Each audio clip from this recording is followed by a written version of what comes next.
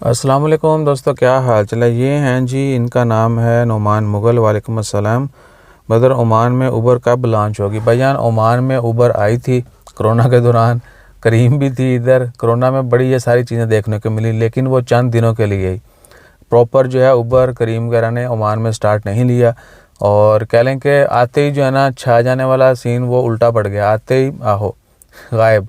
तो अभी ओमान में ओ टैक्सी है, मरहबा मरहबा है, और इस तरह की एक दो और हैं, वो चल रही हैं। ओ टैक्सी सबसे ज़्यादा है ओमान में, ठीक है ना। और ये जो है ना उबर करीम वगैरह, इनकी एक्सपेक्टेशन भी बहुत कम है, क्योंकि फ्यूचर में ये मस्कत के अंदर जो है मेट्रो प्रोजेक्ट वो शुरू हो जाएगा। और कुछ और कहते हैं कि टैक्सी सर्विसेज जो हैं उनको मज़ीद बेहतर बनाया जा रहा है, ताकि जो लोकल ट्रांसपोर्टेशन है वो बेहतर हो जाए।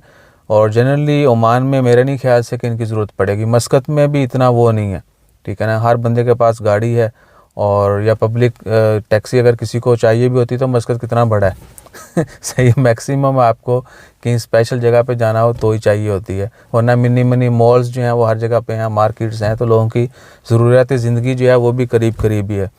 और मस्कत का अपना कितना होगा, अगर किलोमीटर्स में भी लगाएं तो मस्कत विद इन 30 किलोमीटर है, 25-30 है। अगर मतरा बुस्तान से शुरू करें ज़ेबा तक तो इतना ही मेरे ख्याल में बनता है, 20-25 होगा। तो ओमान में मेरा नहीं ख्याल कि ये शुरू होगी, बहुत मुश्किल है उबर करीम। और हो भी जाए तो ये सिर्फ ओमानी चला सकते हैं इसको। खारजी लोग जो हैं वो ड्राइविंग भी नहीं कर सकते, आप टैक्सी नहीं चला सकते।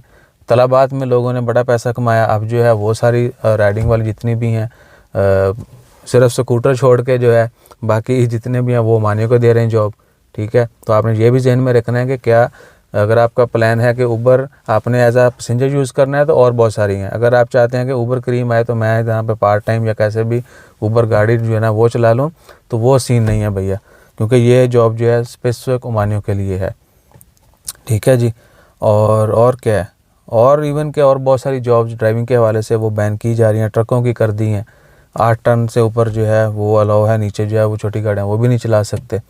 उसके बाद टैक्सी सर्विस जो पहले लोकल चल रही है वो सिर्फ ओमानी कर सकते हैं। पिक एंड ड्रॉप जो है वो भी अलाउ नहीं है। अगर आप अपने दोस्त साहब को इधर उधर मिनी मिनी ड्रॉप करते हैं, वो सेम कंपनी नहीं है, वो भी मसले हैं, ठीक है तो पकड़े जाएँ तो लॉ लग जाते हैं। 4 दोस्त इकट्ठे होकर अक्सर घूमते हुए पकड़े जाते हैं। कोरोना के दौरान ये बड़ा हुआ था, अगर सेम कंपनी नहीं है, 4 बंदे बैठे हैं गाड़ी में, चलान।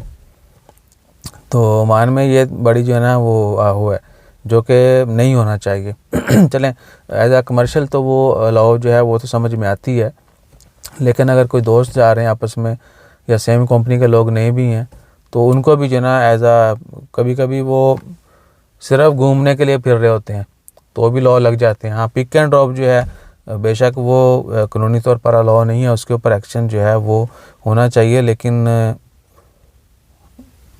वर्डिक्ट हमारी तरफ से है तो उसके ऊपर है कि अब कानून है तो भैया फॉलो करना होगा, कि आप किसी को जो है ना पिक एंड ड्रॉप भी नहीं कर सकते,